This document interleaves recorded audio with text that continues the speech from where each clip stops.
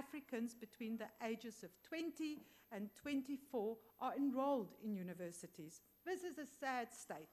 Only 38% of students admitted to universities are likely to obtain a 3- or 4-year degree with 5 years, and some 51% are unlikely to graduate at all.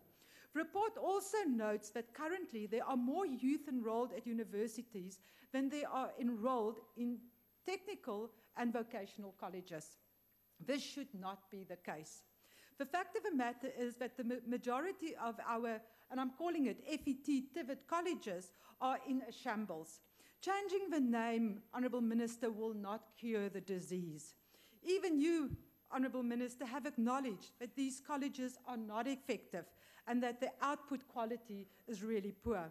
Mr. Minister, put the red revolutionary rhetoric aside and tell us practically how you intend to turn the situation around. You have indicated government's desire to increase artisan and workplace training.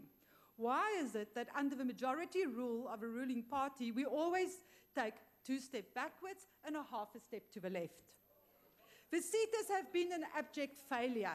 According to Stats SA, the African population in particular is not being well served by the skills and development system in its current form. Whilst Jill Marcus, the former governor of the Reserve Bank, is recorded as saying that the record of the CETAs has been patchy at best, so there is no coherent focus on skills training. Let me repeat, there is no coherent focus on skills training. The NDP calls for the need to produce 30,000 artisans per year by 2030, compared to the current 13,000 artisans produced per annum. Here's another example of 2 steps backward and a half step to the left. Maybe we should try 1 to the right. Subsequent to the ascendancy of the ANC regime, artisanship was effectively abandoned without any adequate replacement having been put in place. 6 months, a year is not artisanship. 5 years with all the appropriate experience that you need. As the opportunity arose post-1990 to open up the apprenticeship system to Africans, so the ANC government shut it down.